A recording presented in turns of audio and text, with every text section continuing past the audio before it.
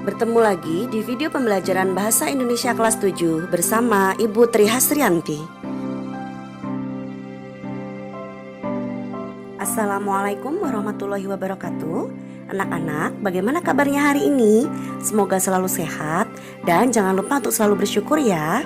Jangan lupa tersenyum supaya imunitas kita menjadi lebih kuat dan semangat mengikuti pembelajaran dengan baik. Ya, baik anak-anak, kali ini Bu Asri sedang berada di ruang kelas 7 tentunya. Ibu rasa anak-anak sudah tidak sabar ya, ingin masuk dan duduk di kelas kita ini. Anak-anak, kita masih membahas bab 3, yaitu tentang teks prosedur.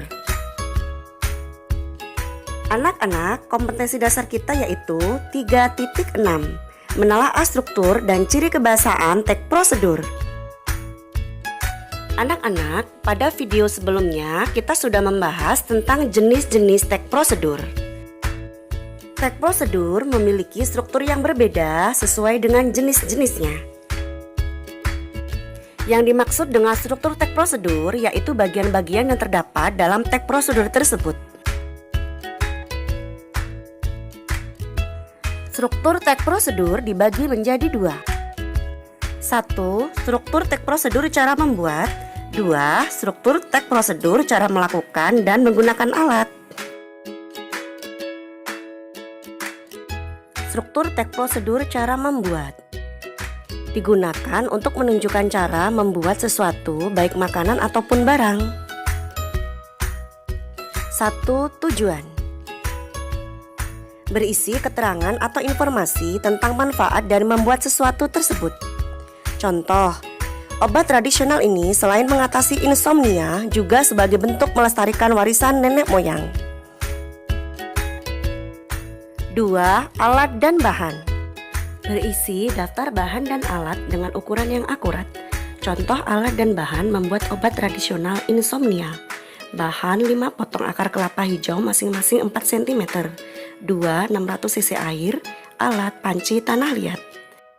3. Langkah-langkah berisi urutan langkah secara rinci dan bertahap. Contoh langkah-langkah membuat obat tradisional insomnia. 1. Ambillah 5 potong akar kelapa hijau masing-masing 4 cm. 2. Tumbuk dengan kasar bersamaan 10 butir biji teratai. 3. Tambahkan 600 cc air ke dalam hasil tumbukan. 4. Kemudian rebuslah semuanya dengan anko yang telah dibuang bijinya sehingga air tersisa 300 cc. 4. Penutup berisi keterangan tentang keuntungan dan ucapan selamat. Contoh, selamat mencoba, semoga kita bisa tidur dengan nyenyak.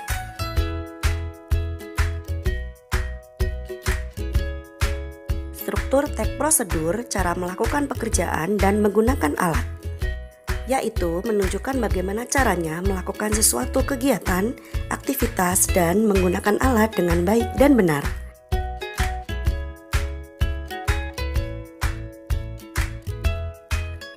Strukturnya terdiri dari 1.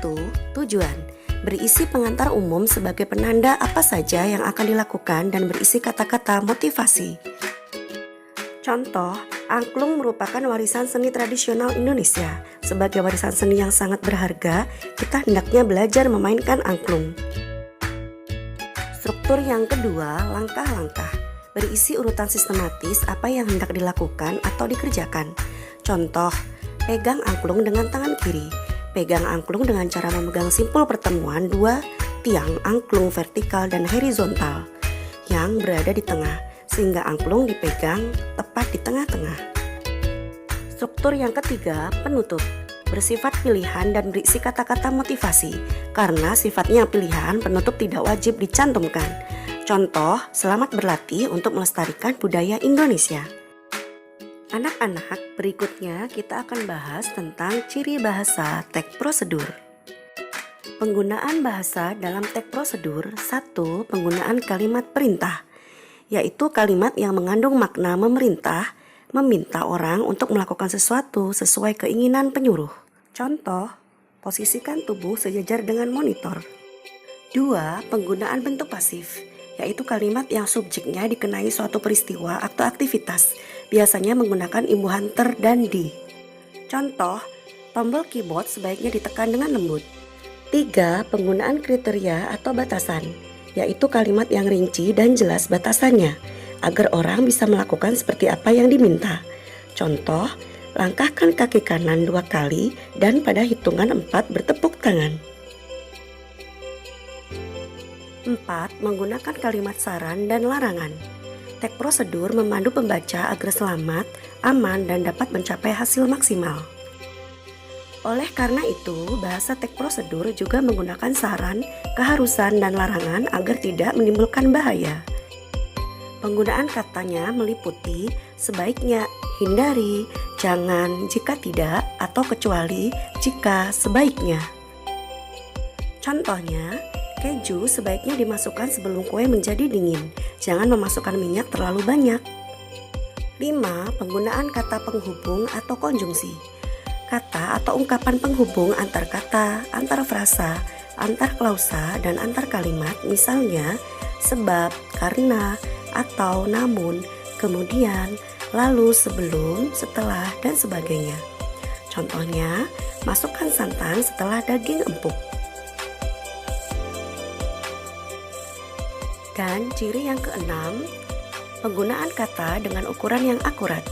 Contohnya, 5 potong akar kelapa hijau masing-masing 4 cm, 600 cc air, 10 butir biji teratai.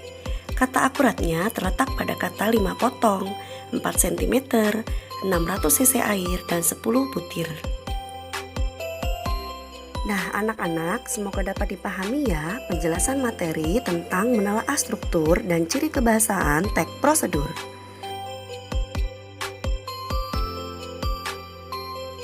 Anak-anak, selanjutnya kita akan melakukan kegiatan diskusi kelompok untuk menelaah struktur dan ciri kebahasaan teks prosedur.